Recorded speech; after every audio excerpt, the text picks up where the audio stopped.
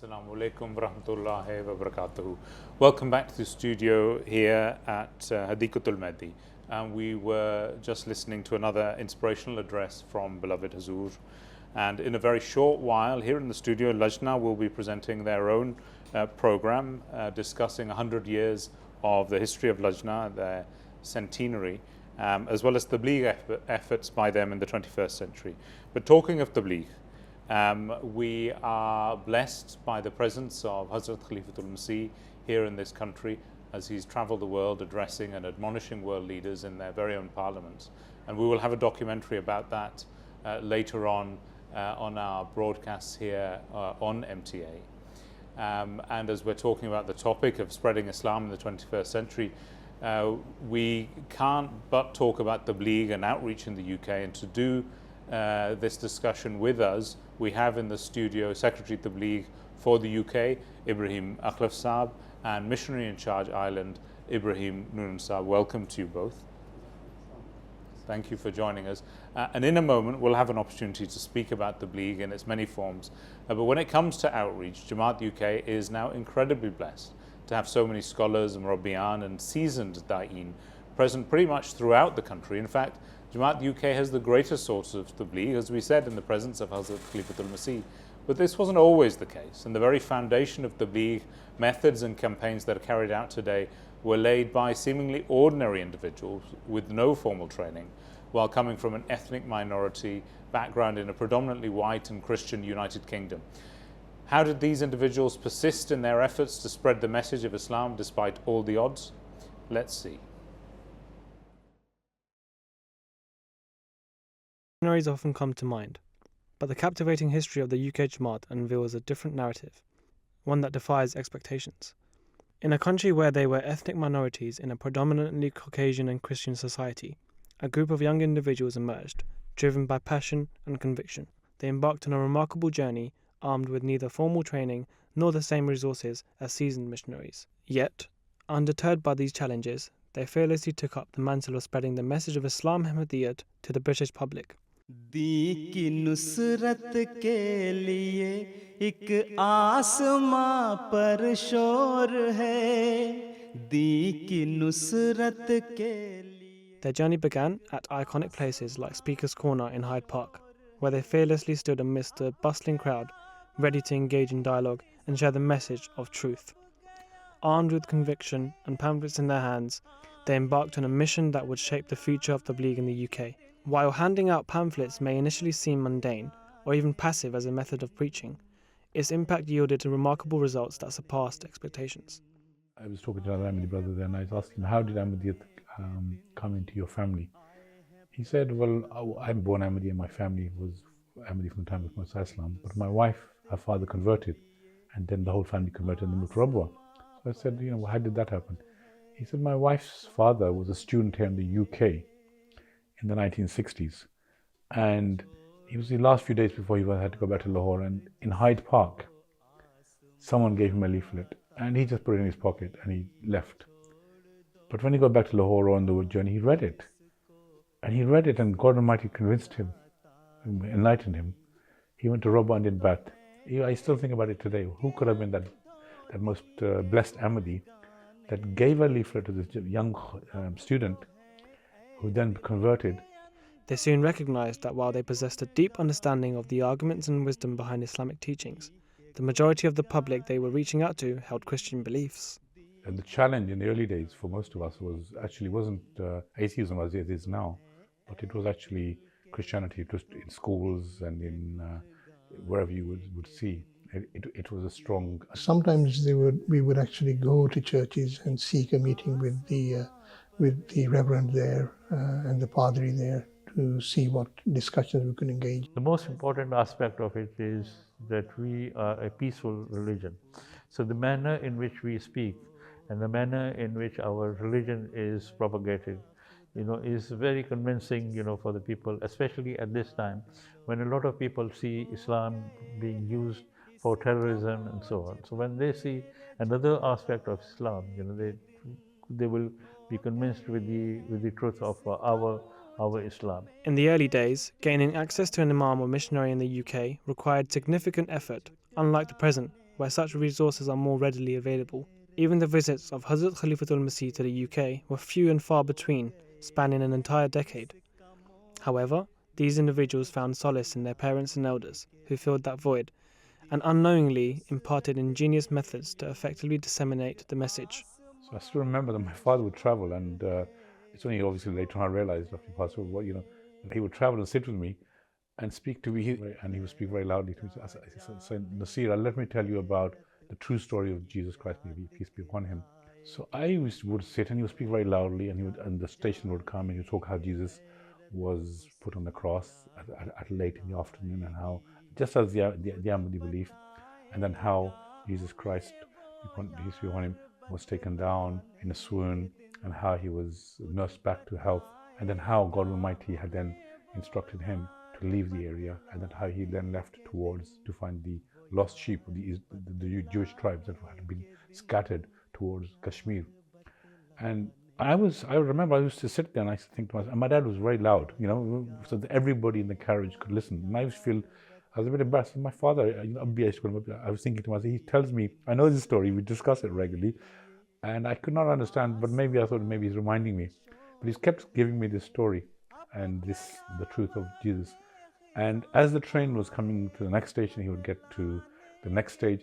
But as the train then would enter Waterloo, which is the last stop of the train, and then he would say, if you need any more information, this is the address of the Fazl Mosque, and this is a telephone number, and if you need any further information. And I realize he was preaching to everybody in that train, and people were silent. With the arrival of Hazrat Khalifatul-Masih IV in the UK, the landscape of preaching underwent a profound transformation. His visionary approach not only revolutionized the framework of preaching, but also left an indelible legacy that continues to benefit us for decades and generations to come, shaping the course of history. And Hazrat Masih Rabi, Rahmullah, was able to work out what the need of the time was. This was what was so remarkable. He focused very much so on question answer sessions initially.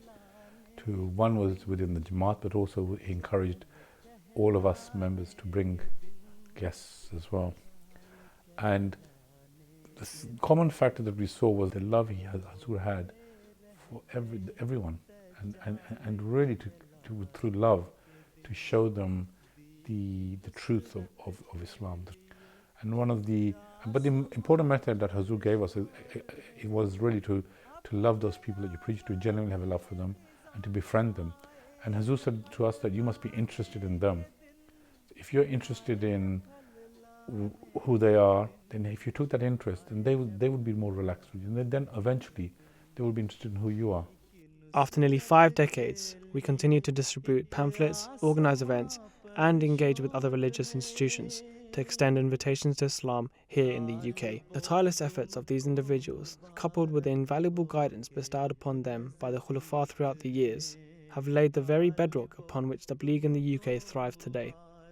Their legacy reminds us that anyone, regardless of their background or training, can become an agent of change, carrying the torch of truth and promoting peace and understanding in a world that desperately needs it by becoming a Da'ina Lillah.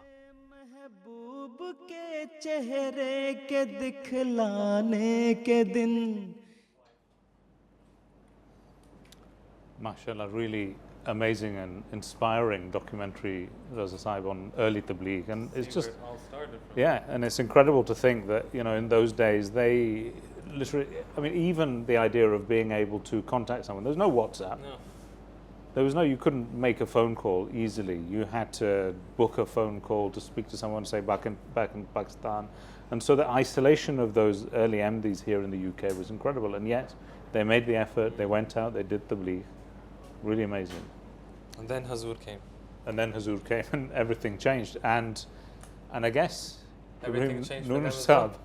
Everything changed for you as well when you became MD. At that point, at the time of Hazrat Khalifatul-Masih Rabi.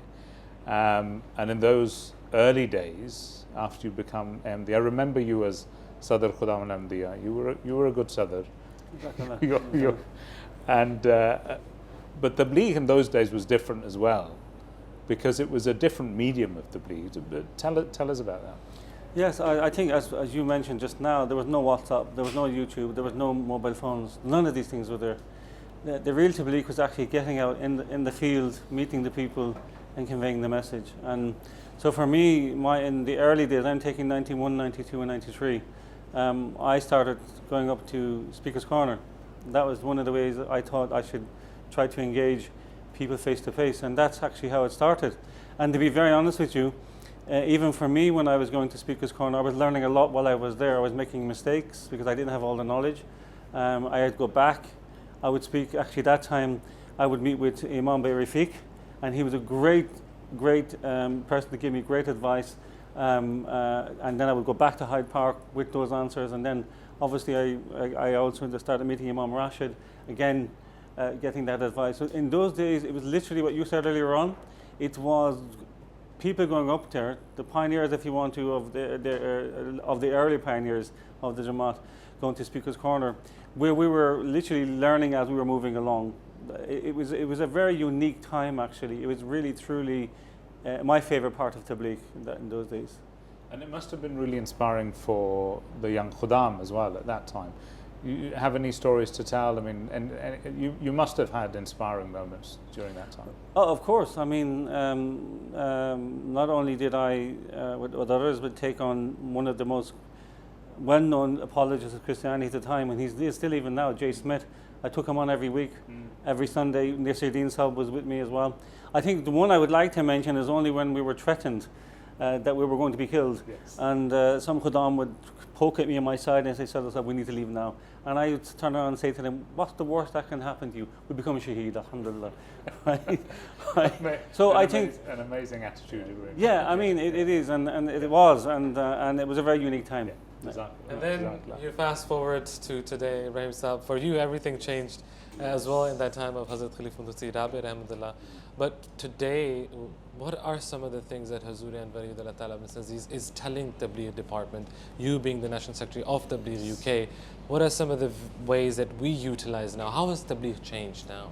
I think, Raza, what you mentioned, the first thing, and I mentioned this some time ago, 2016, I remember when I became the Secretary of Tabligh UK, Hazur, the first thing I remember the sentence, you should come now with new avenues, according to this time now, the modern times. Change, we should not only follow the traditional Tabligh, come with new avenues, create new ideas, and implement this, new campaigns. And this was in fact the first time where Hazur really in the UK allocated full Tabligh department to focus on campaigns. One of the campaigns we first started was Ahmadiyya, the True Islam. It created a lot through billboard campaign, buses, newspapers all over the UK. It created a lot of commotion among the Sunnis and the Shia, etc., the Muslims. Then we did The Messiah Has Come, and we didn't expect, it didn't only create, I remember we made a mistake, unconscious mistake. We put a big billboard, The Messiah Has Come, and someone told me among this advertisements company, they told me, keep it there, 100,000 of cars are passing by there, every hour and this. But we didn't know it was in front of the Central Mosque of Birmingham. You see the Sunni. And commotion created, and the Sunni say, look, we open the door and we see Mirza Ghulam Ahmed in front of us. Look, these Ahmadis are so far ahead of us. They use all these, these all new tools, media tools. Then we had the Christians. This was something unexpected. And in fact, they sent 40,000 messages out to all the Christian communities in the UK. Stop it, the Ahmadis, we should do something and stop them. We should speak Ofsted. What's this Messiah has come? This is an insult. This is the second campaign. Third campaign was Stop World War III in accordance with Hazur's, of course, keynote address, peace symposia, etc. And we thought. So all of this, how is that communicated? I mean, are we still sticking to what we saw in the documentary? Parallel with each other. For example, traditional, you could go have some kind of called tabligh sol, but now it changed. You should be there, you should communicate to the people, talk to the people. Moreover, the element which Hazur added to tabligh is the press and the media, for example. We are in very close contact, not only Press UK, but as well with Abd Khan, who's the press secretary, Markazi Press and Media. For example, last week Hazur told us okay, Tabligh department and the press and media should go, you know, show who we are as Ahmadis, go to the food banks, give them food. Both departments together. It was a huge success. I think we will hear it soon. Then last thing I think very important, we have, for example, another thing, the exhibition here, Tabligh. I think it's very important. The listeners are, you know, the viewers are listening, to go, for those who are here, to go to the exhibition. We have the about Dawi, about Al-Ikhram, very beautiful exhibition. Not only this, we create planetarium. If you go there, it's like a reality. You are in Qadian, just here, and you see the sun and moon eclipse 1894, 1895. Now, all of this together, it creates as well many, many Bai'ats. There's a certain one Englishman here, you know, indigenous. He just saw the picture of Masih Maud, the billboard. Just seeing Masih Maud, accepted Ahmadiyyat. Wonderful. Jazakumullah Istiza to Ibrahim Ikhlif Saab, Ibrahim Noonan Saab, thank you so much for your time. And I was about to see that exhibition yesterday, but something came in between. Jazakumullah Istiza. We already spoke about so many methods the Jamaat has used in the past 2 decades for Tabligh. Part of that has been the Review of Religion magazine, who are responsible for many initiatives in the field of Tabligh, including the God Summit. Their most recent edition has been the launch of the Spanish version of this magazine. Salam Bhatti Sahib is currently in their exhibition right now, and I believe he got a hold of Amr Safir Sahib. Salam. We are here in the Review of Religions exhibit, and before we talk about the Spanish expansion, they are doing the taste test experience here, which sounds really cool. So let's give it a shot. Shahz Khan Sahib is going to explain what it is while I go through the motions. So Salam Sahib here is now going to put on a nose clip to cover his sense of smell, and then an eye mask so that he cannot see the color of Skittles that we have here. We then have 5 flavors of Skittles: strawberry, lemon, orange, lime, and blackcurrant. I'm going to choose a random one from this plate. And Salam Sahib, if you give me your hand, he's now going to try that flavor. And he has 10 seconds to now figure out which flavor it is and then tell me whether it's strawberry, lemon, orange, lime, or blackcurrant. Salam Sahib? Orange. No, unfortunately, as the audience all saw at home, it was strawberry. So you're now wondering, why are we doing this and giving Skittles at Jalsa Salana? Well, as everyone saw quite clearly, this was a strawberry flavor. But Salam Sahib was not able to figure out what flavor it is, whether it was one of the others. So we can say that people like atheists who make the claim that we cannot recognize God Almighty because we cannot feel Him or see Him, it is quite clear that even if they're clearly shown what it is, until you don't use your senses and your faculties, you will not be able to recognize God Almighty. So if you have any more questions about the Existence Project, please come to the Review of Religions marquee and visit us here. Jazakallah. Or if you'd like free Skittles, come here as well. But that was truly an impossible scenario. Jazakallah Shahz Sahib for explaining it to us.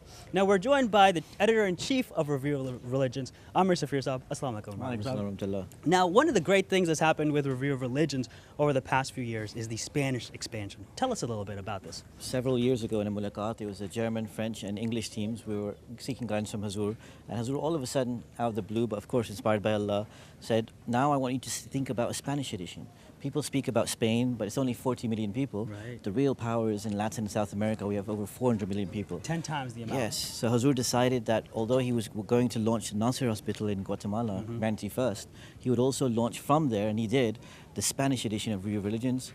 And you'll find out more from our Spanish edition coordinator, who'll be going into details. Perfect. So a little bit of physical healing and spiritual healing from Guatemala. Jazakallah, Amr Sahib. So we are now with Murabbi Marwan Gil Sahib, who is based in Argentina. Assalamu alaikum, Marwan Sahib. Assalamu alaikum. So tell us a little bit about what has happened in the past few years. How has Spanish Desk expanded? So I think for me it's a very an honor being part of Review of Religion Spanish edition, as the Spanish edition was launched in 2018. And in 2020, during the pandemic, we felt the need all amongst the American Latin countries that we need to unify our efforts, as we had almost similar efforts, similar challenges with our converts, but also similar questions from outside, from external people about Islam. The similar prejudices, misconceptions. So we launched a Review of Religions podcast, which we have now kept for more than 2 years. We have once a week, and it's then afterwards uploaded on Facebook and YouTube. And it has been a really unique tool to reach out and spread the message of Islam Ahmadiyya through Review of Religions. So it's been 5 years. Tell us something inspiring. Give us a story or example. So maybe one inspiring story is that we have countries where we don't have any Jamaat set up, we don't have any missionary. But through the podcast, people were introduced to the Islam Ahmadiyyat, and then afterwards some of them even accepted Islam Ahmadiyyat. The case is Chile. Another very inspirational story is of a journalist from Chile. So he's an expert in Islamic studies, and he was looking during Charlie Hebdo case, what is the reaction of Muslim communities towards blasphemy. And he found out, or investigated and found out, our answer through the podcast. So he contacted us, and afterwards he invited us to several talks, podcasts of his, even a university class, and he has now started actively promoting our community and our message. That's amazing, mashallah. Jazakum Rabbi Saab. Continue the great efforts in South America. Jazakum. And we look forward to hearing more. So that was just 5 years of work. Now we're going to be, up next is Lajna Imaila, who will tell us about their first centenary and their own tabligh efforts after this short video. Lajna Imaila, United Kingdom. Zindabad.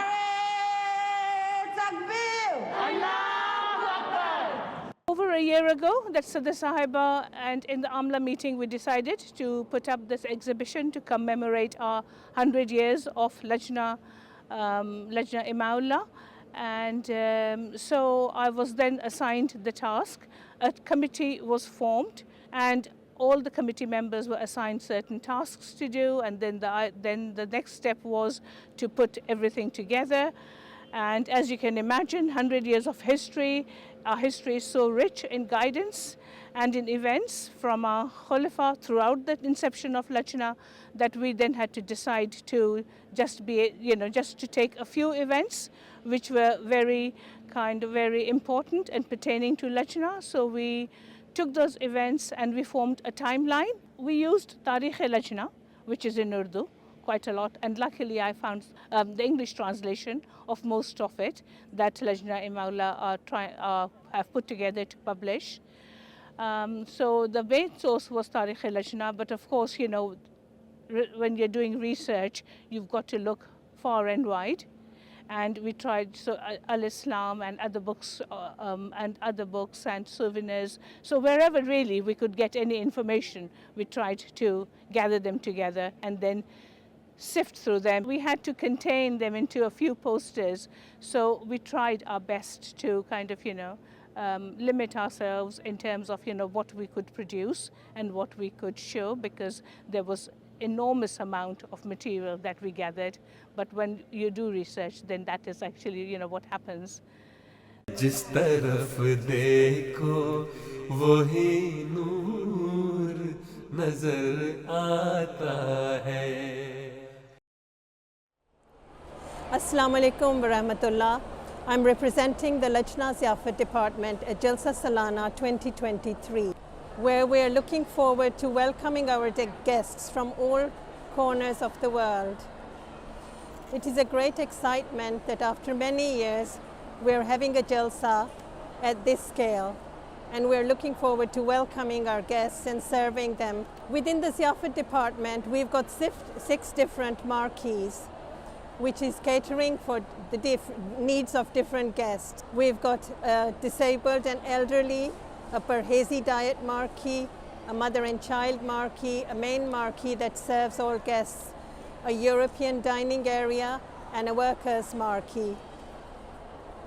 I have 600 volunteers working with me who have been preparing for Jalsa Salana for the past year. And we are inshallah looking forward for this blessing that we will be able to serve the guests of the promised Messiah alayhi salatu wassalam. Our main objective is to serve under the guidance of beloved Hazur. Today I came here in Jalsa, and it was a long journey, and I had my lunch here and I ate dal chawal, and I really liked that. And it was the same traditional taste of Jalsa Salana. We are very excited and looking forward to serving our guests with the best hospitality, that is Mehman Nawazi.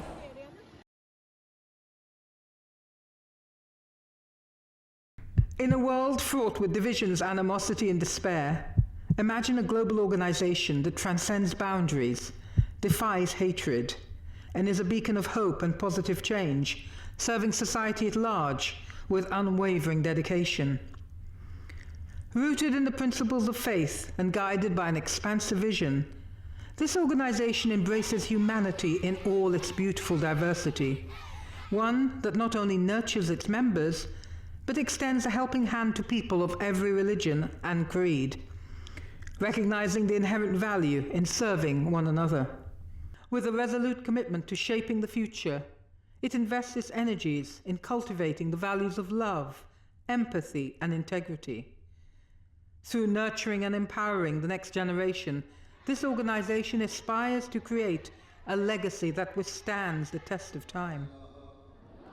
Can a collective force, driven by a harmonious symphony of faith and universal values, truly manifest on this earth?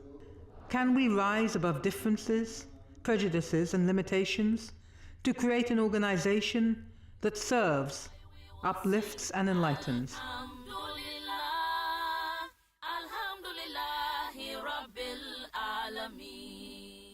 Assalamu alaikum and welcome to our special coverage of the second day of the Jalsa Salana UK here at Hadeeqa-tul-Mahdi.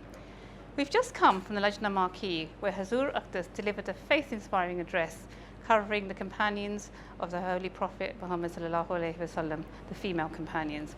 Joining me in the studio today to discuss today's Jalsa and a bit more is Dr. Friya Khan Saiba, who's Sadr Lajna UK, and also serving as Nazmi Ala for the ladies' side. Assalamu alaikum.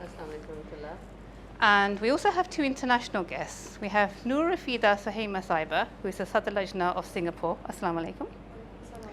And we also have Aziza Rahman Saiba, who's come from the USA, who's serving currently as the Naib Sadr and also the National Secretary of Murid Talabat.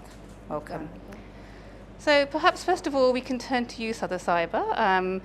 We've had a large-scale Jalsa after a few years, so can you tell us a little bit about how you've prepared for this year's Jalsa? Alhamdulillah, what a blessing it has been. We missed this large-scale Jalsa, yes, and if I can remind our viewers that 2019 was the last large-scale Jalsa, and then this is after 4 years gap. So obviously we were apprehensive as part of the management of Jalsa Salana, and we had guidance from Hazur that we have to prepare for even more attendance as compared to our previous years. And this meant that we had to expand our site on Lajna side. So for months, planning meetings have been taking place with men and with Jalsa Salana teams about the map and about the layout. And we have moved our dining marquees to a different area, and that meant that Bazaar has been moved to a separate field just to make it easier for that many attendees.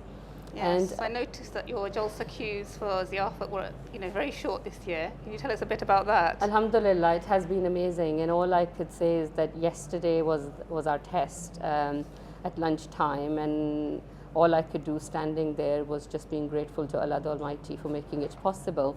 The layout was different, serving points was different. We created an exit at the back. We were able to, because in previous years we couldn't, just because of the layout, and that turned out to be extremely helpful, and it meant that people could go in easily. They did not have to queue for long, and I had positive feedback, alhamdulillah, from all the attendees. And I think as far as members of Lajna Mala UK are concerned, we have a really large membership who volunteers for Jalsa.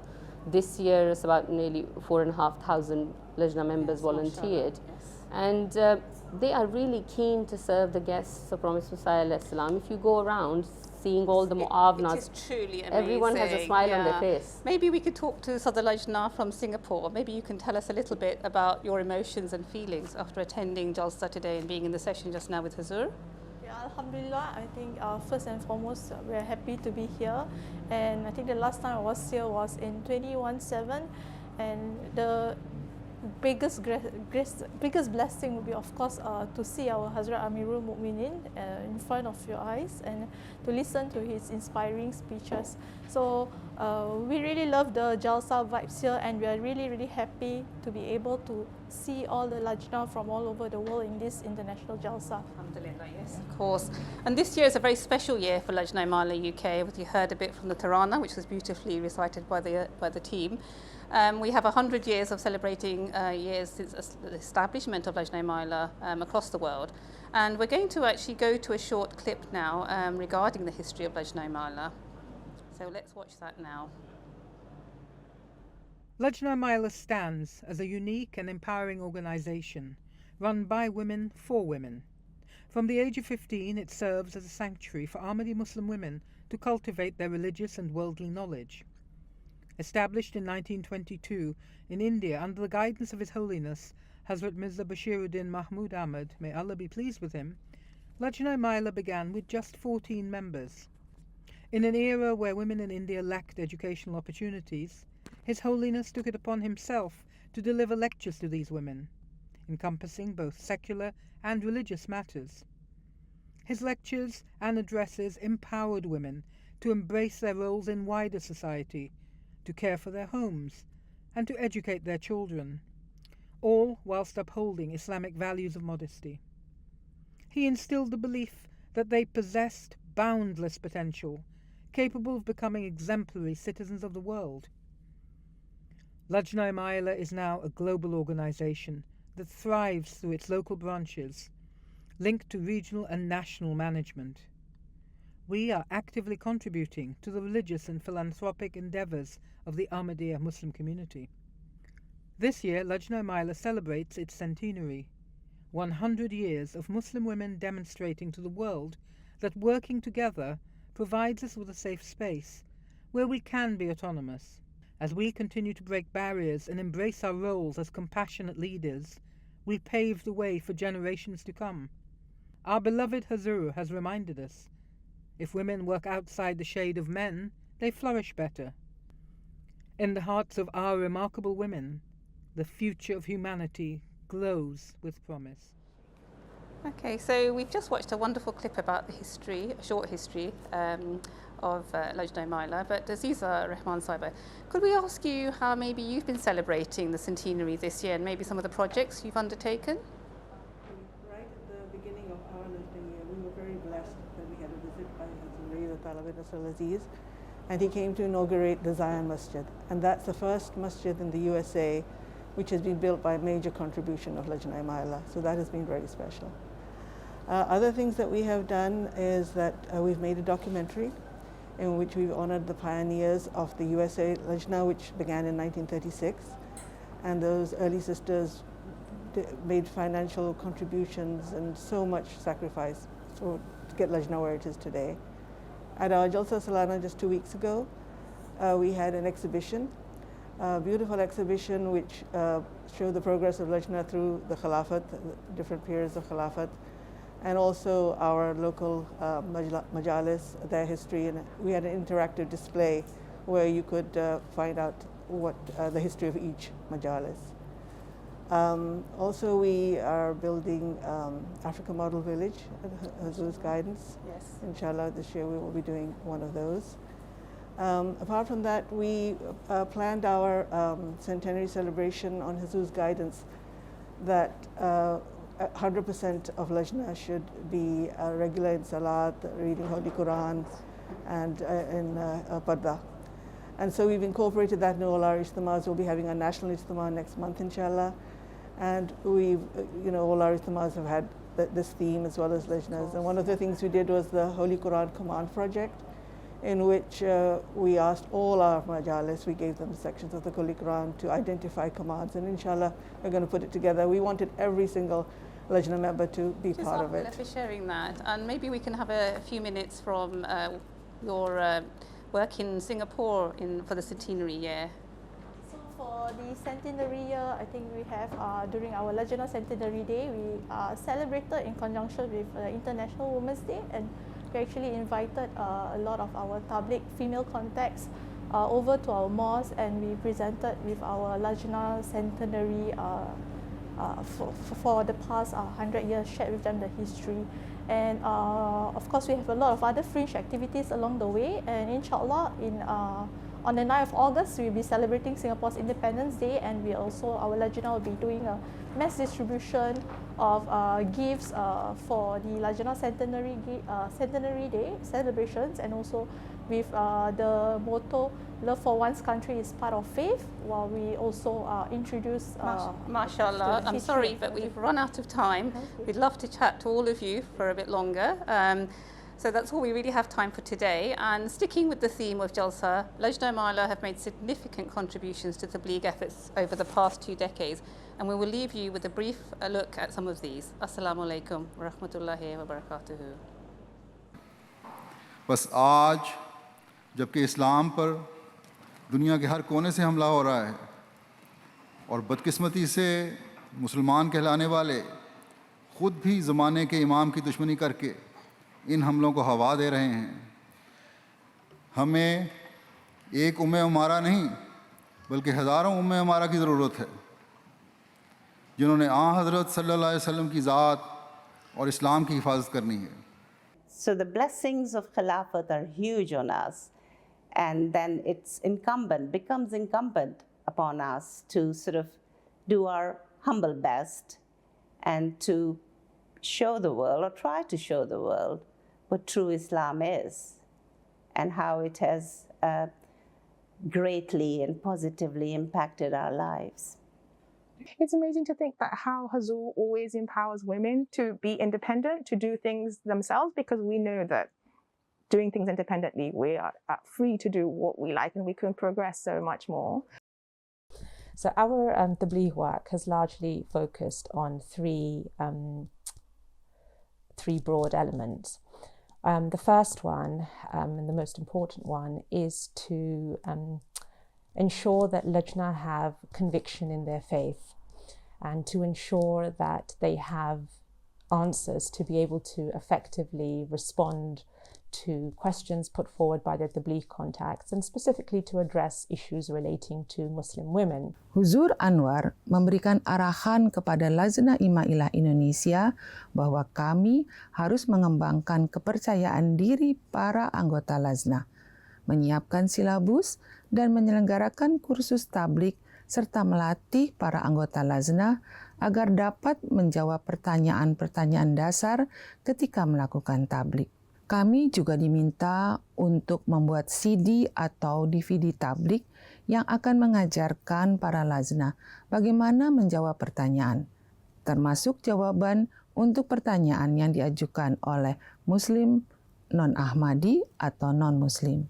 Hazur has mentioned to us that it's very important that our children are learning and are receiving the correct message of Islam and the correct teachings of Islam. And therefore, he encouraged us to reach out to local schools. And as a result of that, the Tabligh department have put together a new website called Understanding Islam for Schools. And this website is specifically targeted to teachers, and it includes a series of presentations and teachers' notes and guidance. And alhamdulillah, the website is up and running, and the feedback that we have had from teachers so far has been very positive. And as well as giving this resource to teachers, Lajnah themselves have been going into schools to deliver these presentations and to answer questions, to host assemblies on these topics. And the Ahmadiyya Muslim Women's Student Association, also known as AMWASA, was established in 2007. AMSA is the Ahmadiyya Muslim Student Association, and that was registered at some universities. And that's mostly run by boys. So Hazur said, why don't you make your own? Why don't the girls make their own student association? It's because Hazur wanted to focus on Tabligh and how students can do Tabligh at university. So that's how it fell under Tabligh at the time. But now, of course, now we have the Mu'talabat department, which was established in 2018. So rightly so, the AMWASA has now come under Mu'talabat. In 2003, Hazrat Khalifatul-Masih V, may Allah be his helper, launched the annual Peace Symposium. Lajnah across the world quickly followed suit. Alhamdulillah, this year we celebrated our 13th annual Peace Symposium. And this is a very special event for us as Lajnah. It brings together members from all walks of life in the community.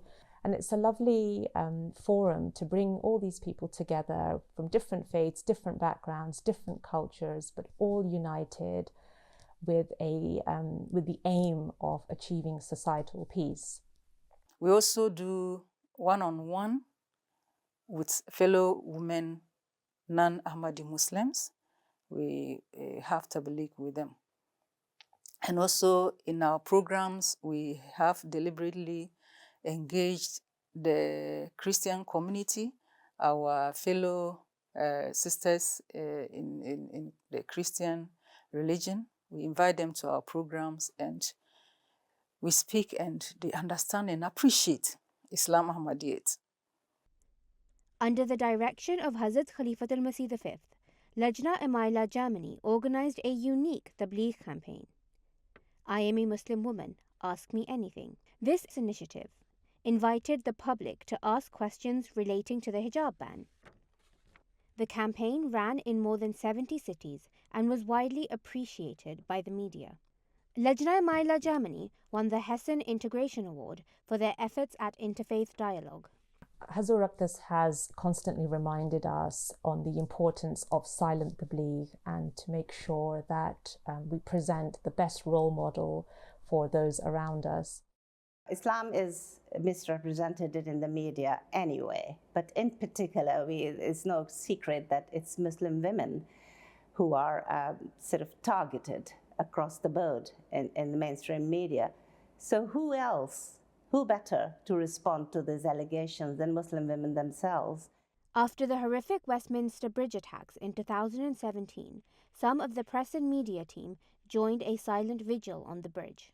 There was a lone photographer, and upon asking, he told me that he was from the Press Association, and then some local journalist also appeared, and he interviewed 3 of us on the bridge, and that news made the paper the next morning. But what was totally unexpected was that while we were still coming home on our journey home, that we started getting messages that our news or the photograph had gone on the wire. And it only transpired the next morning that the photograph had appeared in almost every single national daily, with the caption that Muslim women stand on Westminster Bridge in solidarity against the Westminster attack. And this was the next day, and then gradually in the next few days, the news went literally viral, international, global. Every one of you should constantly analyze and think about whether you have the same spirit and devotion for serving your religion that the female companions of the Holy Prophet ﷺ had. Ask yourselves if you have the same true and sincere love for Allah, the Almighty, and His noble Messenger ﷺ, as the companions did. Reflect upon whether you have acquired the religious knowledge and insight needed to fulfill your duties. Beloved Huzuru's directives actually impact us so much. I personally, when the directives come, when I receive a directive from Beloved Huzuru, initially I get nervous. And afterwards, you get to understand what Beloved Huzuru is directing you to do. You enforce it, and it makes a lot of impact. Once you say, Beloved Huzuru has directed that we should go this way, everybody is ready to comply with it, alhamdulillah. Assalamu alaikum wa rahmatullah. You join me here in the exhibition area of the Jalsa Salana. And when visitors to the Jalsa Salana, attendees to the Jalsa Salana, have got some time between the various events that occur inside the Jalsa Gah, they're able to obviously go for lunch, take a break, but also visit one of the many exhibitions. And right here from where I'm standing, I can see Humanity First exhibition, IEEE, the Jamaat archives, and right behind me, you can see Makhzan-e-Tasavir.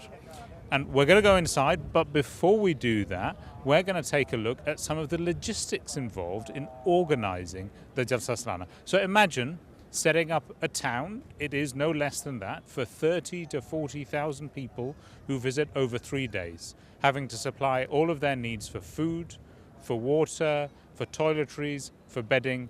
There's a dedicated team that does that and ensures that everything is available for everyone whenever they need it. Let's go and watch that now.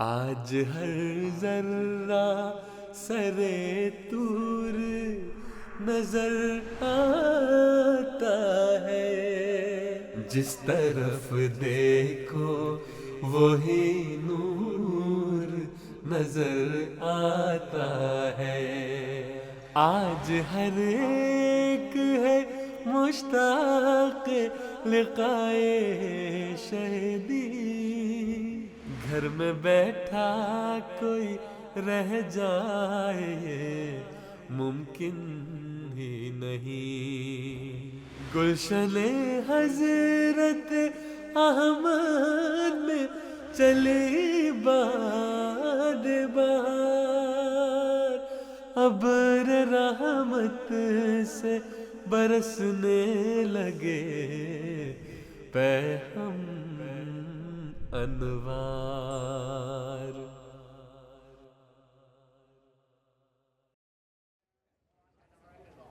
Assalamu alaikum, and we are in Jalsa and this is the Jamaat's photographic exhibition highlighting the history of Jamaat Ahmadiyya, and I'm very lucky to be joined by Mubashir Zafri Saab here. Assalamu alaikum, Mubashir Saab, thank you very much for hosting us here in Jalsa.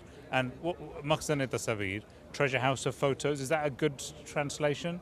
Yes, that's pretty much does that work for you? It works. So it's basically the pictorial history of the Jamaat, dating back all the way to the Prophet Muhammad, and to this day we were taking pictures and collating history in that way. So that's the brief, summary of what Maqsan is. And over the last 20 years of Khilafat al-Khamsa, photos have been a way of capturing the history of the things that have happened over that 20 years. And can you point out any highlights of things that have happened during that time? If you follow me, we'll quickly go to the section where Khalifa Khamas's pictures begin. So before his Khilafat, we'll take a look at a particular image to show the viewers that even the Khulafa of the community, they have faced hardships. I would like to particularly point out this image here of Huzur. This image was taken before his Khilafat, of course, and this image is when he was, in prison, falsely imprisoned for the beliefs of Ahmadiyya. And then the image right next to it is when he was released from prison. So this is just to show to the viewers out there, and also people who are interested know that it isn't just normal Ahmadis, it's also, our Khulafa who, before the Khilafat had faced hardships. And then of course, then we, have the beginning of the Khilafat. So from the very beginning when he was elected as the Khalifa of the time, so this image right here at the bottom is of the time when he was elected. And then by the grace of God, we see the transformation that takes place over the 20 years of his Khilafat. MashaAllah. Another important aspect is, of course, as the Khalifa of the time, he travels the world, sees the Ahmadis from around the world, and that's just a way for tarbiyat, the upbringing of the Jamaat. So we see that he has travelled throughout the world. We have a panoramic view of a convention or Jalsa that took place in Ghana, and this was the convention, as you can see, that took place in 2008. So as we're here in Jalsa today, there's also other Jalsat that take place around the world, and a lot of these places do host His Holiness. Can you show us some of the historic pictures of the Jamaat, some going back a few years? For Khalifa Khamis or for... Just all the way back, early history of the Jamaat. So we've got this image here of Hazrat Masih Islam. Very iconic picture, unique picture as well. The history behind that is that the Prophet Messiah Islam was somewhat reserved in having his picture taken. But there was a companion by the name of Tajuddin Sahib who came to the Prophet Messiah Islam and he stated that, you know, it'll be used for the purpose of the tabligh. So when the picture was taken, Hazur specifically stated that this picture should be sent abroad for those people who are able to look at pictures and determine whether one is truthful or one is, you know, just making a claim. So it was for the purpose of tabligh, and to this day and age, even this whole marquee, all these images are a source of tabligh, a source of the tarbiyat and talim, for the education of people, to show them that this one person who claimed to be the Prophet and the Messiah of the age started from a very small village in Qadian, and how it's grown. And we see this through the pictures, you know. At one moment there's the Khalifa of the time in the United Kingdom. At the other moment he is on the other side of the world, visiting Australia. Amazing. So this is just a showcase. Really amazing exhibition here. And I would say to anyone that's coming to the Jalsa Salana that they should come and visit this exhibition and look at some of these incredible and probably photos they would never have seen otherwise. Some really amazing and historical photos here. Now, dear viewers, I haven't forgotten the promise that I made. We're going to watch a documentary now on the logistics behind the Jalsa Salana, on ensuring supplies here at the Jalsa Salana are well stocked, and so the people don't even need to worry about whether or not there is food or water available to them. So let's go and watch that now. चलो आओ नजारा फिर करे एक बार जलसे का चलो आओ नजारा फिर करे एक बार जलसे का समेटे बरकतें उसकी करे दीदार जलसे का चलो आओ नजारा फिर करे एक बार जलसे का समेटे बरकतें उसकी करे दीदार जलसे का. With the hectic rush at Jalsa Salana, workers have been working tirelessly day and night, setting up and preparing to serve over 50,000 people this year at Jalsa. But have you ever wondered how all the Jalsa stock is stored, how it is prepared, and where it all comes from? Let's speak to someone in charge who will give us a brief introduction. The disposables come from China. Most of them this year have been ordered from China, and the preparation starts about 4 months before. In actual fact, the preparations are all year round, but the actual purchasing and the delivery of the stock starts about 3 to 4 months prior to Jalsa. We have between 10 to 15 volunteers working each day. The work they do is they have to pick the stock from the shelves for all the various departments within the Jalsa. Also, when we get deliveries, we have to put all the stuff back on the shelves. Well, this year we have ordered over 400,000 plates, over 800,000 disposables in total. That's cups, plates, and we have different sizes of tapes, bowls. But as per Hazur's instructions, the plates that we are using, which we call chippy plates, but they are actually paper plates, we will have to double them or even triple them in order to prevent spillage from the plates. We've had at least 10 pallets of dal. We've got 22 pallets of atta. We've got at least 10 pallets of rice. They're stored here at the moment, but as requirements take place, they will be delivered to the langar and used accordingly. 1 dechka of aloo gosht is 16 kg of meat and 7 kgs of aloo. During Jalsa, that's Friday, Saturday and Sunday, we envisage that there will be somewhere in the region of about 600 pots of aloo gosht. There will be just as many, if not more, rice, and then there will be dal as well. Again, maybe 300 to 400 pots of dal. Jalsa Salana is the largest convention that takes place in the year, and it is also the busiest. Through the efforts of these workers and the prayers of our beloved Imam Hazrat Mirza Masroor Ahmad, may Allah be his helper, we are able to hold these events. This was just a very brief insight into one of the various departments which is working every single day to provide you the Jalsa experience every single year. Studio में एक बार फिर हम आपको खुशामदीद कहते हैं। अभी हम एक मालूमाती वीडियो देख रहे थे कि जलसे का जो सामान है खाने पीने का उसको स्टॉक कैसे किया जाता है। हमारे इस साल के जलसे का मौजू तबलीग इस्लाम है, अशात इस्लाम है। और तबलीग इस्लाम की अगर बात की जाए तो खुदा के फल से हज़रत अमीरुल मोमिनीन अय्यदहुल्लाह ताला बिन अज़ीज़ की बाबरकत रहनुमाई से दुनिया भर में अशात कुरान का सिलसिला जारी है। कुरान करीम के तराजम हो रहे हैं, तदरीस की जा रही है।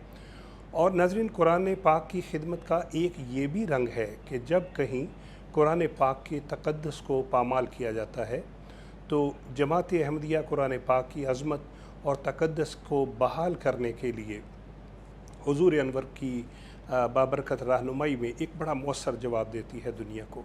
इस बात पर गुफ्तगू करने के लिए हमारे साथ स्टूडियो में दो मेहमान मौजूद हैं।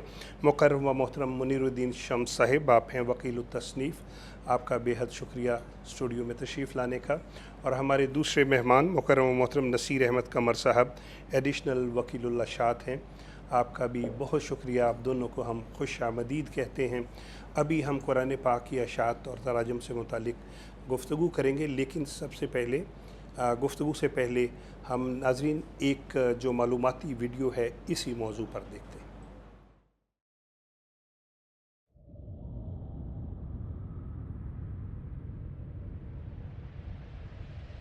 The propagation of true Islam and real teachings of the Holy Quran that started 134 years ago is breaking new frontiers in the era of the Fifth Caliphate, with the Holy Quran being translated into numerous languages. In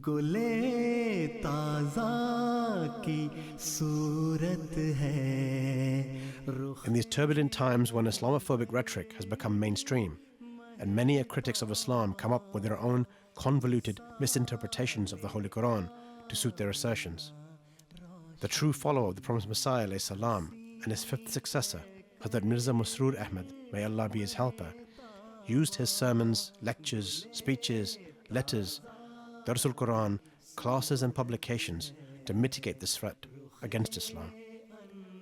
The worldwide head of the MTA Muslim community was the one who steered the entire world towards a pathway to peace by expounding the Islamic teachings and the Quranic logic.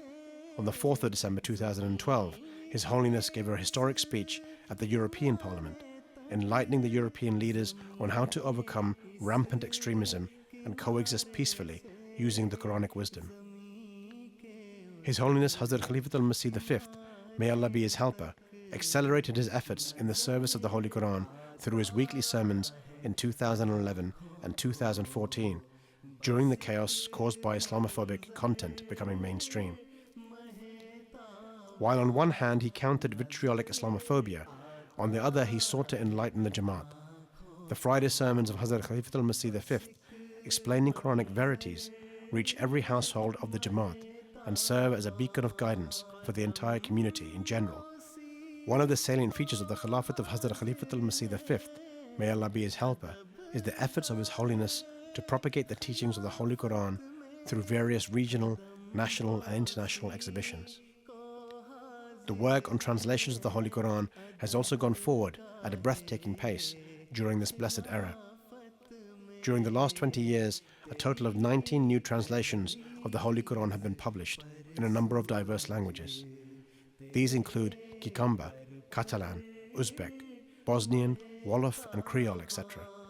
Substantial efforts have also been made to enhance the format of the translations that had already been published, so the work on addition of explanatory footnotes, better and reader-friendly format, as well as revision of translations, is ongoing.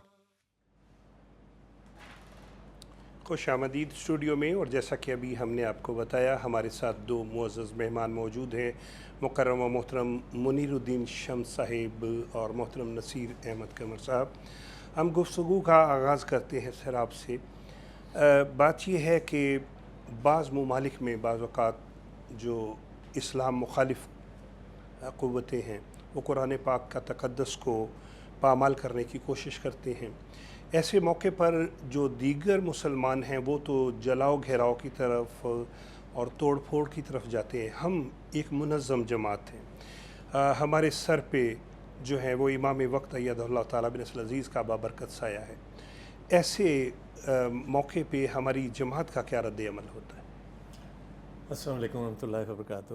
بات یہ ہے کہ قرآن کریم کا جو بعض واقعات ایسے سامنے آتے ہیں کہ انہوں نے بعض کاپیاں اس کی جلا دیں یا اس کے تقدس کو پامال کرنے کی کوشش کی گئی، اگر اس کے جواب میں بھی توڑ پھوڑ کی جائے تو اس سے کیا حاصل ہوگا؟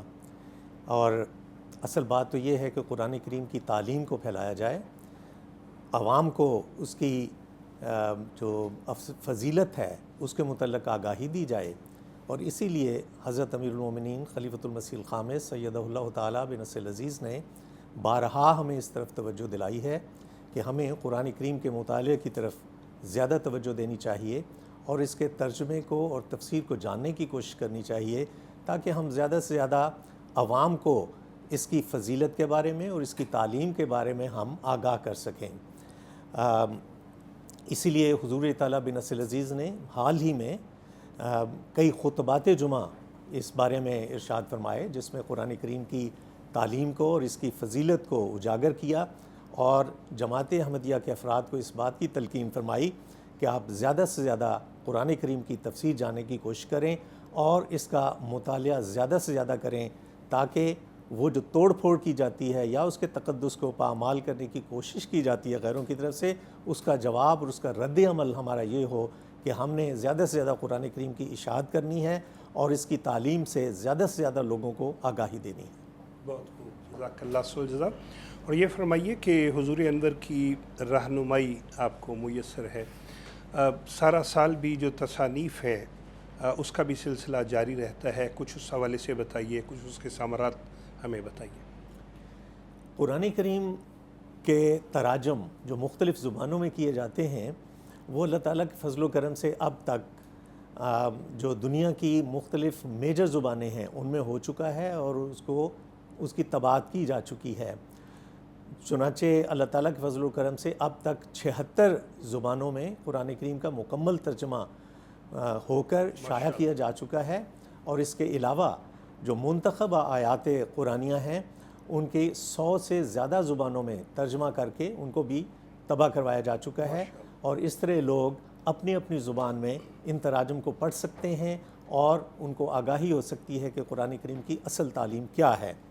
حضرت امیر المومنین حضرت تعالیٰ بن نصر العزیز انشاءاللہ آج کے خطاب میں قرآن کریم کے مختلف تراجم جو اب تک ہوئے ہیں ان کے بارے میں فرمائیں گے اور جو ایک نیا ترجمہ بھی شائع ہوا ہے اس کے متعلق بھی آگاہی دیں گے. اور اس کا مطلب یہ ہے کہ دنیا کے مختلف ممالک میں قرآن کریم کے تراجم کا کام جاری ہے اور یہی نہیں کہ یہ 76 زبانوں میں ترجمہ ہو کر شائع ہو گیا بلکہ مختلف اور زبانیں بھی جو سامنے آتی ہیں ان پر بھی کام ہو رہا ہے اور انشاءاللہ جلد ہی مزید زبانوں میں قرآن کریم کا ترجمہ مکمل ہو کر شائع کر دیا جائے گا. اس کے علاوہ قرآن کریم کے ہی موضوع پر حضرت مسیح پاک علیہ الصلوۃ والسلام کا تو کلام بھرا ہوا ہے اور آپ کی کتب بھی مختلف زبانوں میں تراجم کر کے ہم شائع کرتے چلے جا رہے ہیں اور حضرت امیر المومنین ایدہ اللہ تعالیٰ بن نصر العزیز کی سرکردگی میں اور آپ کی رہنمائی میں ان تراجم کو دنیا کے مختلف ممالک میں پھیلایا جا رہا ہے. بہت شکریہ، بہت شکریہ. اور ہمارے ساتھ مولانا نصیر احمد قمر صاحب بھی موجود ہیں. میں مولانا نصیر قمر صاحب سے ایک سوال کرتا ہوں جو ہے مولانا صاحب قرآن کریم کی اشاعت کے حوالے سے ویسے تو ہر خلافت کے زیر سایہ اللہ کے فضل سے جماعت ہمیشہ سے خدمت کرتی چلی آئی ہے، لیکن یہ جو 21ویں صدی کا دور ہے اس میں اگر دیکھیں تو بے پناہ وسعت آئی ہے قرآن کریم کی اشاعت کے حوالے سے اس کام میں، تو اس پہ اگر کچھ روشنی آپ ڈال دیں. قرآن کریم کی اشاعت سے متعلق جو سب سے پہلی بات تو یہ یاد رکھنی بہت ضروری ہے، اگرچہ جماعت احمدیہ کے علاوہ بھی بعض ادارے یا بعض حکومتیں ایسی ہیں جو کچھ نہ کچھ تراجم شائع کرتے ہیں، لیکن ہمارا یہ ایمان ہے کہ اس زمانے میں اللہ تعالیٰ نے حضرت مسیح موعود علیہ الصلوۃ والسلام کو خاص طور پر قرآن مجید کی حقیقت، اس کی سچائی، اس کی عظمت کو دنیا میں قائم کرنے کے لیے بھیجا تھا. اور خود حضرت مسیح موعود علیہ الصلوۃ والسلام نے یہ آغاز میں ہی براہین احمدیہ میں یہ فرمایا تھا کہ خداوند تعالیٰ نے اس احقر عباد کو اس زمانے میں پیدا کر کے اور صدہا نشان آسمانی اور خوارق غیبی اور معارف معارف و حقائق مرحمت فرما کر اور صدحہ دلائل عقلیات قطعیہ پر علم بخش کر یہ ارادہ فرمایا ہے کہ تا تعلیمات حقہ قرآنی کو ہر قوم اور ہر ملک میں شائع اور رائج فرماوے اور اپنی حجت ان پر پوری کرے. تو یہ ایک نمایاں معیار ہے جو سامنے رہنا چاہیے کہ حضرت مسیح موعود علیہ الصلوۃ والسلام کی جو بعثت کا ایک مقصد تھا، خلافت کے ذریعے سے اس مقصد کی تکمیل مسلسل جاری ہے، اور ہر قوم اور ہر ملک میں قرآن کریم کی تعلیمات کو نہ صرف اس کے تراجم کو شائع کیا جا رہا ہے بلکہ اس کی تفاسیر کو بھی. اور جیسا کہ حضرت امیر المومنین ایدہ اللہ بار بار ہمیں توجہ دلاتے ہیں، اور حضرت مسیح موعود علیہ الصلوۃ والسلام نے بھی اس بارے میں فرمایا تھا کہ صرف تراجم شائع کر دینا کوئی بات نہیں ہے، اصل بات یہ ہے کہ اس کے جو ثمرات ہیں وہ کہاں پہ ہیں. اور یہ اس زمانے میں سوائے خلافت حقہ اسلامیہ احمدیہ سے وابستہ جماعت کے اور کہیں آپ کو دنیا میں دکھائی نہیں دیں گے. تو نہ صرف یہ کہ اتنی کثیر زبانوں میں جیسے کہ محترم شمس نے بتایا تراجم شائع ہو رہے ہیں، بلکہ اللہ تعالیٰ کے فضل سے ان تراجم کے مطابق تعلیمات سکھائی جاتی ہیں، اس کو عملی رنگ میں ڈالنے کی طرف توجہ دلائی جاتی ہے، اور ایک حقیقی قرآنی معاشرہ جو ہے وہ تخلیق دیا جا رہا ہے. تو خلیفۃ المسیح ثانی رضی اللہ عنہ کے عہد میں آپ نے 1944 میں تحریک فرمائی تھی 8 تراجم کی، اور 2 سال کے بعد ہی جتنی رقم حضور نے مانگی تھی اس سے زیادہ جماعت نے پیش کر دی، اور آپ نے بشارت دی جماعت کو کہ تراجم ہو چکے ہیں. اور پھر حضور نے یہ فرمایا تھا کہ جب وقت آئے گا ہماری تسلی ہو جائے گی تو ہم ان کو شائع بھی کرا لیں گے. اور اب اللہ تعالیٰ کے فضل سے پھر حضرت مسلم موعود کے زمانے میں یہ کام جاری رہا. خلافت ثانیہ میں 5 تراجم قرآن کریم تھے جو مکمل طور پر شائع ہوئے. خلافت ثالثہ میں 4 تراجم قرآن کریم مکمل طور پر شائع ہوئے. خلافت رابعہ میں 47 قرآن زبانوں میں قرآن کریم کے تراجم شائع ہوئے. اور خلافت خامسہ میں اب تک حضور ایدہ اللہ کے عہد خلافت میں 19 نئی زبانوں میں مکمل قرآن کریم کے تراجم جو ہیں وہ شائع ہو چکے ہیں، اور یہ سلسلہ مسلسل آگے جاری. ماشاءاللہ آپ نے بلکہ جو جواب دیا اس میں بلکہ جو فرق ایک بنیادی ہے جماعت کے تراجم کا اور دوسری جو تنظیمیں ہیں ان کے تراجم کا، وہ بھی بلکہ واضح ہو گیا آپ کے جواب سے. ماشاءاللہ، جزاکم اللہ مولانا صاحب. ناظرین، جماعت احمدیہ نے اشاعت قرآن کے ساتھ چونکہ قرآن کریم سکھانے اور سمجھانے کا کام بھی جاری کیا ہوا ہے اللہ کے فضل سے، اور حضور ایدہ اللہ تعالیٰ بنصرہ العزیز کے ہدایت کے مطابق اس حوالے سے ایک پلیٹ فارم یعنی اتقاء یعنی کہ انٹرنیشنل تعلیم القرآن اکیڈمی عالمی جماعت احمدیہ کو قرآن کریم پڑھانے اور سکھانے کا کام ہر وقت کر رہی ہے. The Holy Quran was revealed to Holy Prophet Muhammad sallallahu alaihi wasallam, and in the Holy Quran Allah the Exalted Himself and the Holy Prophet sallallahu alaihi wasallam has laid great importance and significance of learning and teaching the Holy Quran. And in the time of the promised Messiah ﷺ, who was raised to revive the true spirit of the Holy Quran and Islam, also placed great emphasis on learning and teaching the Holy Quran. In the time of Hazrat Khalifatul-Masih Thalith rahimahullah ta'ala, on 18th March 1966, he initiated a great scheme, Waqf-e-Arzi, means temporary devotion and dedication to serve the cause of the Holy Quran and Islam in Ahmadiyyat. And the main focus was to educate the members of Ahmadiyya community about the Holy Quran. And we know that through Waqf-e-Arzi scheme, and this Talimul Quran is now being, this scheme is implemented in the members of Jamaat. In this blessed period of Hazrat Khalifatul-Masih al-Khamis, Ayyad Allah Ta'ala bin Nasir Aziz, we is witnessing another manifestation of the online teaching with the international platform, which is called ITQA. Online Quran teaching program was being run from another markaz. In the mid of 2020, Hazrat Khalifatul-Masih al-Khamis Ayyad Allah Ta'ala bin Nasir Aziz instructed here that a similar setup, online international teaching of the Holy Quran, should be set up from here, London markaz. So we started our pilot project with the approval of Huzur Aqdas in October 2020, and initially that was just to teach the individuals from UK Jamaat, and from January 2021 we spread that operation to other countries as well. And by the grace of Allah, our classes are now being run from morning to late evening. So the main purpose was that those people who live far places, remote places, and they have not easy access to their salat centers or the mosques, and also there were limited resources. But now, with regards to take the benefit from the modern technology, the online teaching like a blended learning, that should be now adopted. And by the grace of Allah, this ITQA, which stands for International Talimul Quran Academy, is providing free of cost these services, online teaching the Holy Quran. And there are over 400 volunteer teachers are working on that, and 1,000 students are from all ages, starting from 4+, male and female. Different courses are there, Nazra courses, Tarjumatul Quran courses, and thematic studies, even the Hifzul Quran, and Tarjumatul Quran in 13 major languages of the world. So it's a, alhamdulillah, huge success under the blessed banner of or flag of Khilafat Ahmadiyya. Assalamu alaikum. You join us here in the Al-Islam exhibition, and the focus is very much on the Holy Quran and various ways in which people can access resources around the Holy Quran. I'm very lucky to be joined by Masood Nasir Saab, who's the director of Al-Islam. And Masood Saab, I mean, this exhibition is just absolutely incredible. There's so many things going on. We've got Quran apps there that you can search to, you can do some amazing research on. And you were telling me a little bit earlier about this, and this is a little bit mind-blowing. This is an AI system trained on various books of the Jamaat. So please tell us something about this. Assalamu alaikum. So in addition to our Quran apps, we have started this new project based on Hazur's guidance that we recently received about AI, because there's a lot of AI buzz, and people are using ChatGPT and they are getting sometimes wrong answers. So Hazur guided us that you need to be ahead of it. So what we have done is we have fed it 8 books, and we are testing it, and we are asking for users' feedback as well. They can, for example, we have entered this question: what is the best way to propagate Islam? So we can ask this question, and based on these books, it will go and search the best answers can come up, and it's a short answer, but then it also provides you the references to the books. So you can go and read those books as well to verify that this answer is accurately depicted in that short answer. But if you feel that this answer is not right, you can report it.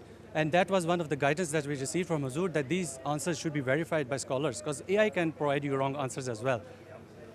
I mean, amazing. And just thinking about this in terms of the way in which modern technology is now being used for the benefit of everyone, really, and for people as they go and do their own research and try and better their own understanding of Islam, of MTA and of the writings of the promised Messiah. These resources are going to be absolutely invaluable. Definitely, and that's one of the other aspects, is that we are not just giving them the short answers, we are asking them to go and read the books so that they can go and read the next page and the next page, and then go deep into the study and learn it themselves. And that was here at the Al-Islam exhibition, really, really incredible. And over the last 20 years, by the grace of Allah, Jamaat MTA has been able to translate the Holy Quran into 19 different languages, some of them incredibly unique. So now let's watch how the people of Kyrgyzstan benefit from one of those translations. By the grace of Allah, one of the many languages that the Jamaat has translated the Holy Quran into is Kyrgyz. Here we see how this has helped local people join the Ahmadiyya movement in Islam. Когда читаешь священный Коран, это как путник в пустыне нашел источник воды и не может напиться. Так же и когда читаешь аяты священного Корана, ты наслаждаешься такой божественной силой. Это тот перевод, который нуждается по сегодняшний день и вплоть до судного дня. Это перевод священного Корана мусульман Ахмадийской общины. Ahmadiyya jamoatini tarjima qilgan o'zbekcha Qur'oni Karimni 2005-2006-yillari o'qiganman. Men Qur'on o'qishdan burun o'zim juda ham boshqacha hayot kechirganman. Dunyo qarashim ham, o'zim olib yurishim ham boshqacha bo'lgan. Keyin Qur'oni Karimni o'qib boshlaganimda ko'p narsalarni ko'rib, har xil narsalarni tushunib, yetib, yangi hayot boshlangan. Keyin yangi hayot boshlangandan keyin men ashundagina tushunib yetganman o'z musulmonlar har xil toifalarga bo'linishini. Ash paytdan keyin Qur'onni kunda o'qib, o'zimni hayotimga kirgizib, Qur'onni yo'q deganda bir ruku perevod tarjimasi bilan o'qib, hayotimga kirgizishga harakat qilaman. Жөнөкөй которулган деп эсептейм.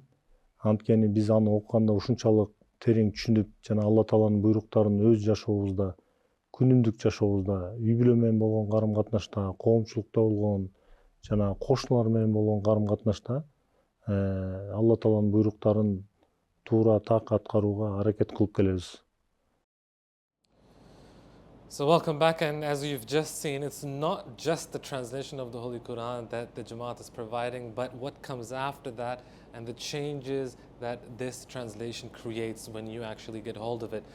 Now we're fast approaching the time where the third session of Jalsa Salana 2023 will begin, inshallah, a sure highlight for Ahmadis all over the world as they eagerly await Hazrat Khalifatul-Masih to address and not only detail the various developments and advancements of the Jamaat in the previous year, but narrate some incredible events that have ranged from inspiring moments of financial sacrifice to tremendous accounts of divine help in the face of overwhelming odds. Every narration we hear strengthens our conviction and faith that this is truly a divine community. Bai'at, in our remote connection series, basically we are going to go to which country today? रज़ा साहब, इस वक्त हम Switzerland जा रहे हैं. नाज़रीन, दुनिया भर में इस वक्त जो अहमदी हैं वो जलसा सालाना देखने के मुंतज़िर हैं. आइए इस वक्त स्विट्ज़रलैंड चलते हैं और हम बात करते हैं वहाँ पे जो मुरब्बी साहब हैं, मोहतरम अब्दुल वहाब साहब. अस्सलामु अलैकुम वरहमतुल्लाहि वबरकातुहू. वालेकुम सलाम वरहमतुल्लाह. मुरब्बी साहब, स्विट्ज़रलैंड की जो पहली मस्जिद है, इज्तिमाई तौर पर जलसा की कार्रवाई देखने का मौका मिल रहा है. माशाल्लाह माशाल्लाह. मुरब्बी साहब, आप बड़ी यादगार मस्जिद में बैठे हुए हैं और मुरब्बी साहब ऐसे है कि जैसे आपको हम इस वक्त देख रहे हैं, इस जलसे पे अल्लाह ताला के फल से 100 ममालिक ऐसे होंगे जिनको हम भी देख सकेंगे और वो सब जो है वो हदीक़ातुल-महदी को देख रहे होंगे. आप ये बताइए, स्विट्ज़रलैंड में कहाँ कहाँ पे जलसा सालाना देखने के इंतज़ाम हैं? इस वक्त हमें यहाँ पे ये मौका मिल रहा है. इसी तरह से हमारी एक और मस्जिद है, मस्जिद नूर, वहाँ पे भी बाज़ अहबाब मौजूद होंगे. और दरअसल ये हज़रत मसीह मौऊद अलैहिस्सलाम की एक ख्वाहिश की याद दिलाता है. आपने एक दफ़ा फरमाया कि मेरी ये बड़ी आरज़ू है कि एक ऐसा मकान हो जिसके चारों तरफ हमारे अहबाब के घर हों और दरमियान में मेरा घर हो और हर एक घर में मेरी एक खिड़की हो ताकि हर वक्त उन अहबाब के साथ एक राब्ता और वास्ता रहे. तो ये एक बहुत बड़ी बात है कि आज हम कोसों मील दूर बैठे हैं और अल्लाह ताला ने हज़रत मसीह मौऊद अलैहिस्सलाम की इस ख्वाहिश को इस तरह से पूरा किया है कि हम हज़रत खलीफातुल-मसीह को कोसों दूर बैठे आपकी मुबारक आवाज़ सुन सकते हैं, आपके मुबारक चेहरे को देख सकते हैं. और ये बात इस तरफ भी याद दिलाती है कि हज़रत सल्लल्लाहु अलैहि वसल्लम से एक दफ़ा ये पूछा गया कि वो कौन सा शख्स है जिसके पास बैठना ज़्यादा मुफीद और ज़्यादा बेहतर है.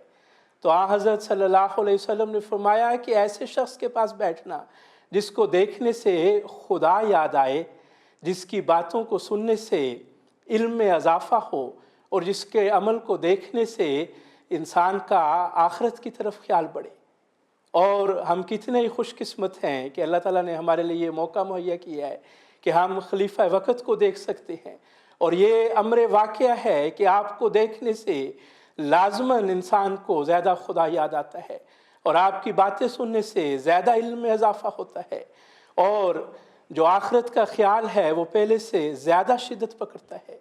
तो ये अल्लाह ताला का बहुत ही बड़ा एहसान है और हमारे जज्बात खुदा ताला के हुज़ूर शुक्र से भरे हुए हैं कि उसने हमारे लिए ये मौका पैदा किया है कि हम इतनी दूर बैठे हुए खलीफा वक़्त को देख सकते हैं. बहुत शुक्रिया मुरब्बी साहब. और इस वक्त हम बात करना चाहेंगे ज़ैम्बिया में. अगर हम बात कर सकें मोहतरम ज़हीर याहिया साहब से. जी अभी थोड़ी देर में हमारा रब्ता हो जाएगा। और रज़ा साहब कैसे खुदा ताला के फ़ज़ल हैं, अभी मुरब्बी साहब ने उस ख्वाहिश का इज़हार किया जो हज़रत अक़दस मसीह मऊद अलैहिस्सलाम ने ख्वाहिश की कि मेरा घर हो जिसमें खिड़कियाँ हों। और तो आज अल्लाह ताला के फल से कैसे अल्लाह ताला के नबी से के मुंह से निकले हुए अल्फाज कैसे हम अपनी आंखों से पूरा होते देखें। It's mind-boggling sometimes how accurate this description is. I mean, we're not talking about 4 windows. We're talking about 100 windows that have been opened towards Khalifa Waqt. And as Murabi Sahab from Switzerland just alluded to that, it is just the blessings of God Almighty. Subhanallah. और मुरब्बी साहब इतनी बरक़ात हैं खिलाफत की, अल्लाह ताला के इतने फ़ज़ल हैं। अभी जब हम यहाँ इंग्लैंड में बैठे हुए हैं, स्विट्ज़रलैंड में देख रहे थे, तो यकीन कीजिए स्विट्ज़रलैंड में साथ एक दोस्त वो बैठे हुए थे जो मेरे क्लास फेलो थे। जब हम स्कूल साइकिल पे जाते थे, कभी तसव्वुर भी नहीं कर सकते थे कि एक ये वक्त भी आएगा कि जो हज़रत अक़दस मसीह मऊद अलैहिस्सलाम ने ख्वाहिश की अल्लाह ताला ने पूरी की। और जो अल्लाह ताला ने वादा किया हुज़ूर से कि मैं तेरी तबलीग को ज़मीन के किनारों तक पहुँचाऊँगा, ये जो अक़ब में हमारे परचम हैं, कैसे अल्लाह ताला के फ़ज़ल हैं। And Mark Sahab, you probably notices when you come just from the MTA compound to the studio itself, there are faces again we haven't seen for years, which is also one of the blessings of Jalsa Salana, one of the reasons of Jalsa Salana. But the messages that you probably get a lot more from across the globe. I just received from Georgia, from New Zealand. There's a whole Jamaat watching in New Zealand. And people who are in traffic sometimes in the morning, they say that this is what keeps us going, and that we know we're not missing anything because of MTA. Every speech, every moment, and behind the scenes content. I mean, look, the car park is filled, the flags are flying, everybody's waiting for Huzur Anwar. वो जो हज़रत मसीह मऊद का एक शेर है ना कि साफ़ दिल को कसरत एजाज़ की हाजत नहीं, एक निशान काफ़ी है गर दिल में हो खौफ किरदगा।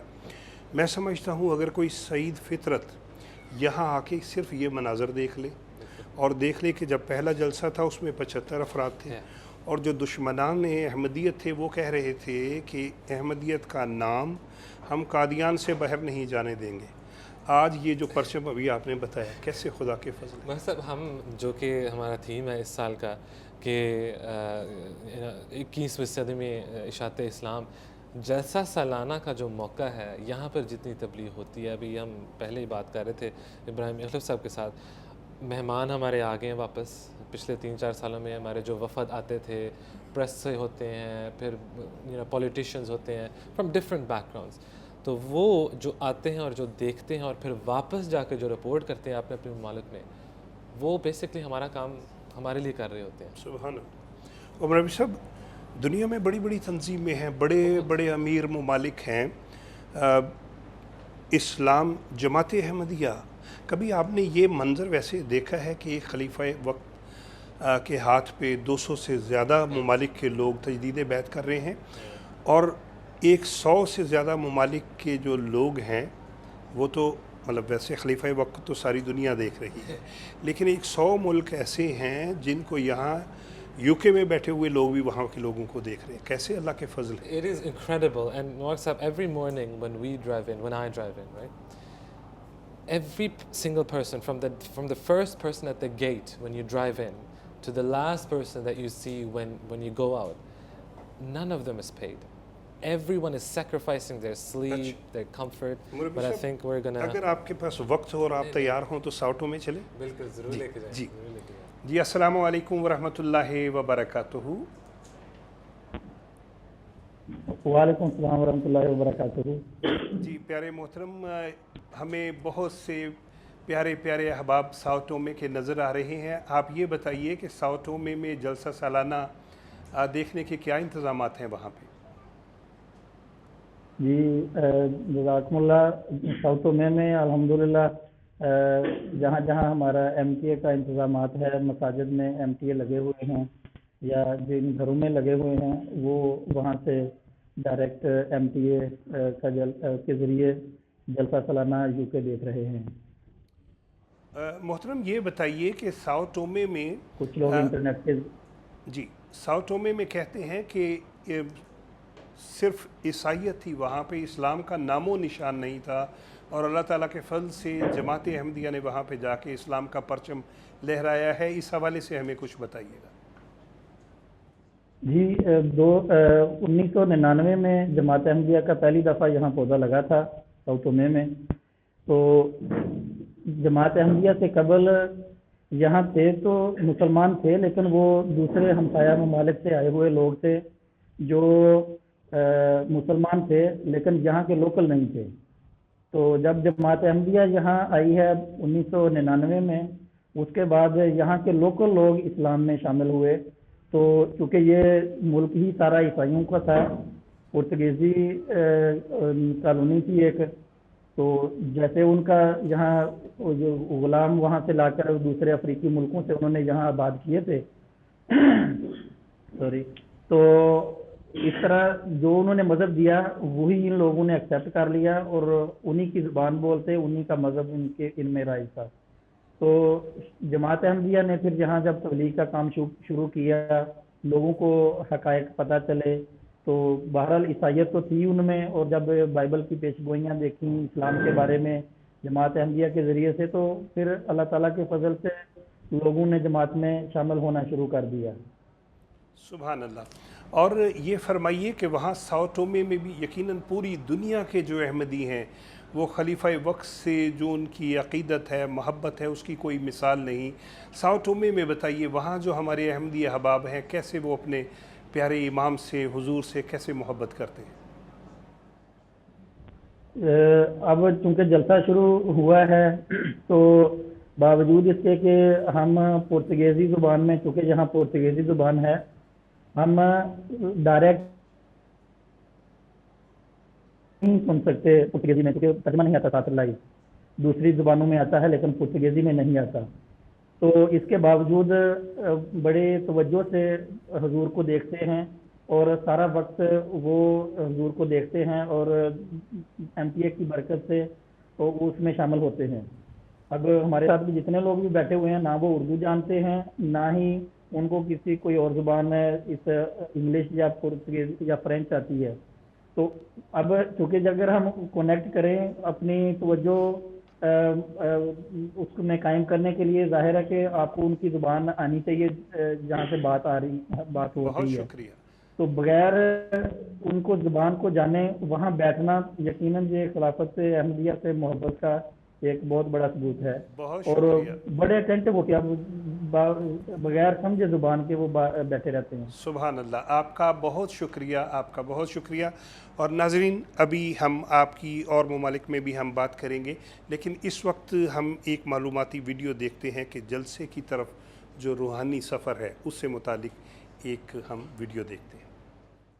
All praises be to God, Alhamdulillah.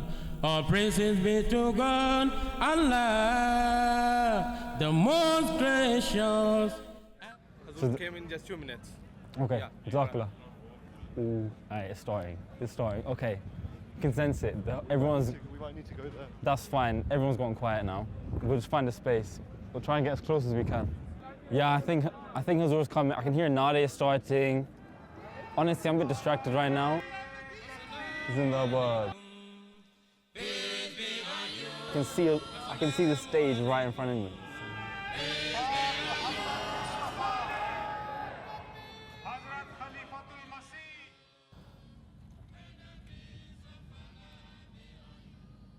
See the rush building up. One sec. I want to try and get in as quickly as I can because I can see the rush building up.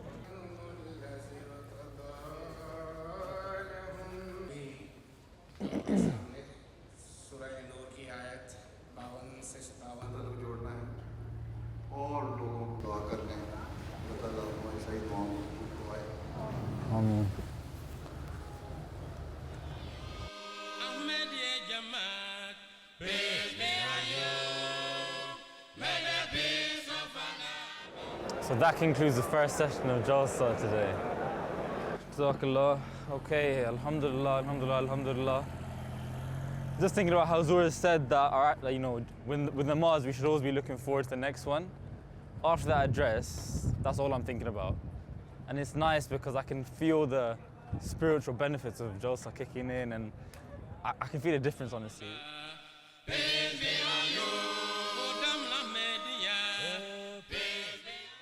So I'm waiting for Maghrib and Isha now.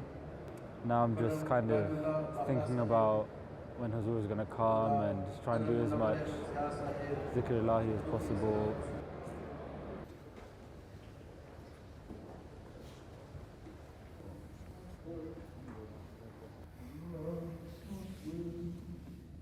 Okay, so just finished Namaz, Maghrib Isha behind Huzur. Feels real when you're with Huzur, you know?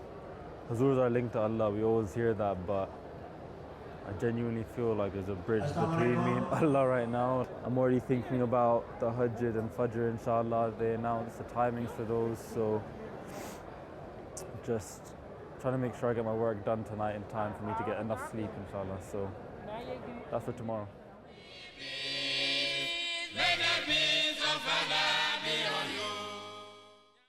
So that was the spiritual journey, I think a journey that everyone here at the Jalsa Salana and sometimes even at home goes through when they attend and when they see the beloved Khalifa on that stage at the prayer, or just hear that voice somewhere on the Jalsa grounds. The next session here at the Hadeeqa-tul-Mahdi Jalsa grounds is about to start, and usually what happens before that session officially starts with the recitation of the Holy Quran. Actually, it does start with the Holy Quran, but you have some impressions of the dignitaries who come here, who had the chance to walk around in the grounds, who had a chance to talk to people, to go to the various exhibitions and see for themselves what this community is actually all about. And as Hazrat Masih Maud mentioned, these are just additional bonuses. It's the spiritual side, it's the relationship with God Almighty, the relationship between us and the creation of God Almighty that needs to be fixed.